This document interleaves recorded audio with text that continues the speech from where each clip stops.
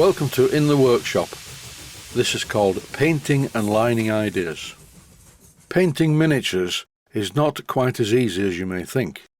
Look at this part for instance and have a think how it was made. All the squares have been milled out of the solid piece. It's not a casting, it's a fabrication. And painting this part is not as easy as it first seems. Preparation is 90% of the job, so here I'm making sure there are no specks of paint left in the corners. The reason that I removed the paint in the first place by sitting it in a tub full of cellulose thinners, or lacquer thinner as you call it in the USA, was because quite a lot of the paint, and only the paint within the squares, had lifted. This was probably due to the paint within the squares being sprayed on and consequently being very thick within the squares. The rest of the part was okay, and underneath was perfect. It's nothing to do with heat because this particular part, which is a footstep, fixes to the bunker tank, and that's always full of cold water. Initially, I removed what was left of the paint in the corner of the squares using the point of my scriber. Now I'm using a wire brush, and finally to prepare the surface for painting I used a piece of folded wet-to-dry sandpaper. I'm doing this to clean up the inside area of the squares. Once I'd finished preparing the top part for painting, I turned my attention to the underneath part. As you can see, this is clearly a fabricated item, made from 3 pieces that are silver soldered together.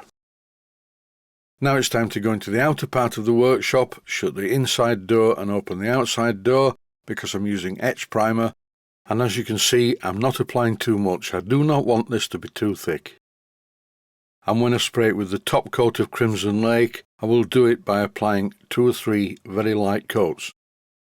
While I was in the outside part of the workshop, I cleaned this up. The part I'm painting is a piece of scrap brass. It was originally going to be one of the motion guards for the traction engine, but unfortunately on the first attempt I didn't get the bend right. So you may be thinking, why am I painting a piece of brass that I'm not going to use on the engine? That's because I figured that if I treat this piece of brass in exactly the same way as I'm going to do with the main motion guards, I can use it to practice the lining and make sure that the masking tape isn't going to pull off the paint underneath. Once I'd finished all this painting, I took them through into the main part of the workshop for the paint to dry. And to help the paint along in the drying process, this is my air conditioning unit. The fan is on low and it's just keeping the air in the workshop moving. On this 4.5-inch scale Buddle traction engine there's quite a lot of lining, and all of the lining has been done using paint. Personally, I find painting lining really difficult, but very shortly I'm going to have to line the 2 motion guards that I've made for the engine. And I don't know what this colour is in between the yellow lines. I've repaired quite a lot of the lining on this engine because it was damaged. It's not a new engine, it was actually built in 1995. The lining's not perfect, but there's something good about paint lining, even if it's not perfect. Normally, where possible, I would use water slide transfers, but I can't get any for this. So I'm going to duplicate the colour of the paint in between the yellow lines. I've matched this colour successfully on a piece of cardboard, but now I need a larger quantity of it. I found from experience that this colour is a combination of buffer beam red and signal yellow paint.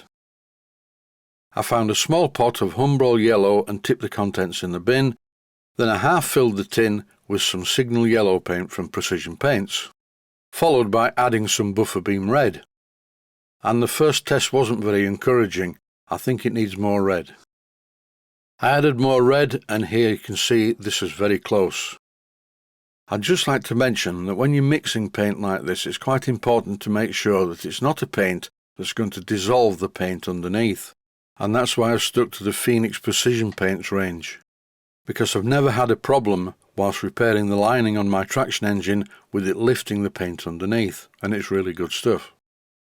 As I said earlier, I'm not very good at lining, and in the past I've always used this stuff. Model Technics Trim Line. I've used this for many years for lining model aircraft and it works quite well. In fact, I used this Model Technics Trimline stuff around the edge of the canopy on my smaller Showman's engine, which is 1.5-inch scale.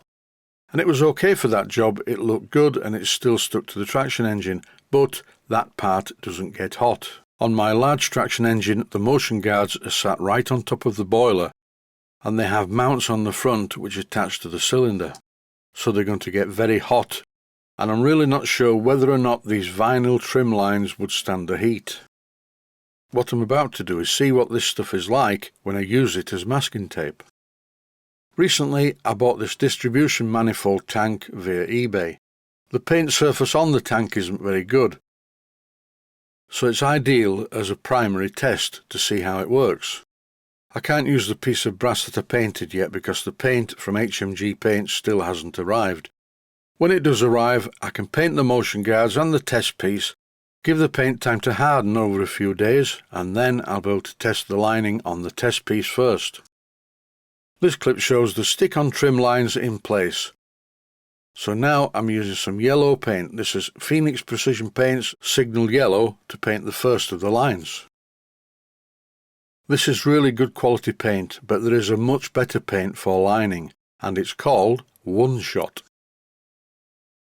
I have a couple of tins of this, and I've had it for quite a while but never used it. I intended to use it to line my sterling single, and practicing with it told me that maybe paint lining was not going to be my strong point in life. The yellow paint has had a couple of coats in very quick succession, and it's a little patchy in places, but the white paint, the One Shot, was applied using a single brush stroke. It's really good stuff, and it's ideal for sign writing and lining, provided you can do it without shaking your hands.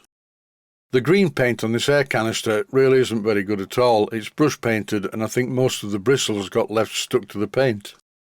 But it will be okay for this test. It makes the green canister look a bit more attractive, in a very badly painted, rough green canister kind of a way. Well, the good news is the lines are not removing the paint underneath. There's a bit of an anomaly at the left hand side, but that's because I was messing around with some yellow paint before I put the white line on. This initial test is encouraging. If I can get the lining as good as this when I line the pair of motion guards, I will be quite happy. And that's it for this episode.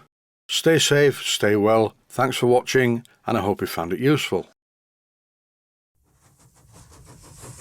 Please take the time to visit my Mainsteam Models website and click on the section of the website that says Video Playlists. And by doing that, you can find other videos that you may like to watch. And by using the playlists, you can actually watch the videos back to back.